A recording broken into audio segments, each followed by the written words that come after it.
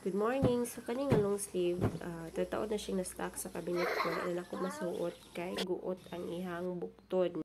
Unya, dili sa ganahan sa iyang style. So, naka-decide ko nga i-restyle na lang gamong mother-daughter nga top. Ako lang na siyang gikat according sa gusto na kong gitas-on.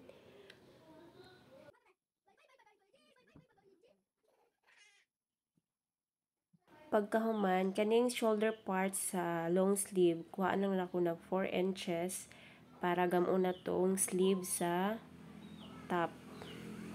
Kaning nahibiling tela sa shoulder part sa long sleeve, mao na ni siya gamon na tong body sa tops pang bata.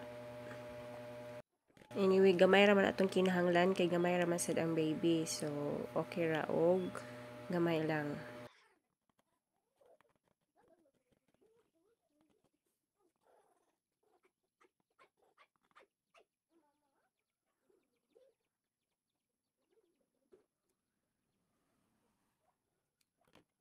So, after nato ni makat, ato asaning isit aside para ma-ready ta sa tops pang baby.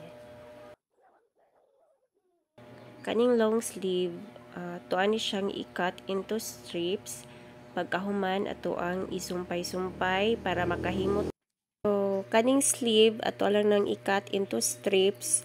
Pagkahuman, atong isumpay-sumpay para makahimot ta og pleats para sa laylayan sa tops pang bata.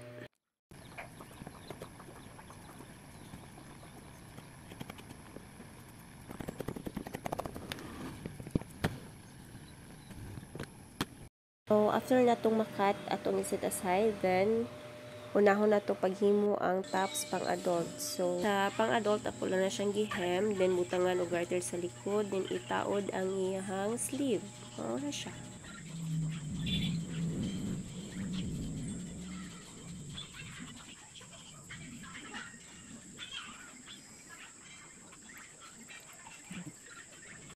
Pagkahuman na to sa pang-adult, aron na sila sa pang-baby nga top. Kani nga tela, mauni siya ang neckline parts sa long sleeve ganina nga ato ang ikat. So, mauna ni body sa pang-baby nga top. So, wala na siyang gipiluan. Gikinamot lang nako kay naguba ang makina. Actually, dili siya guba as in naguba nga dili na muandar ha. Dili lang siya muaging sa mga stretching nga mga tela like cotton spandex or ingonani nga mga tela nga unsay nga nani nga tela basta dili siya muagi ani nga tela. Dili muagi ang tahi.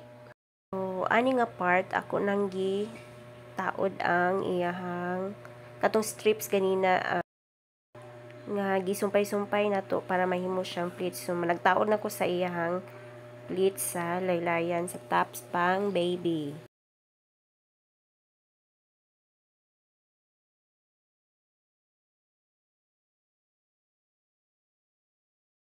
Mas ganahan sad kog magkinamot or kamot ang gamiton sa pagtahi kay feeling na lig-on lang ha. Para nako lig-on ang agi ha.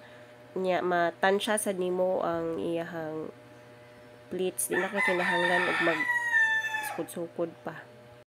Pindot sad sa magkinamot ta og tahi kay pwede na to madala-dala or pwede na to kuan og na mga bata nga maglangas. So pwede ra jud siya madadaw asa ka gusto magtahi no.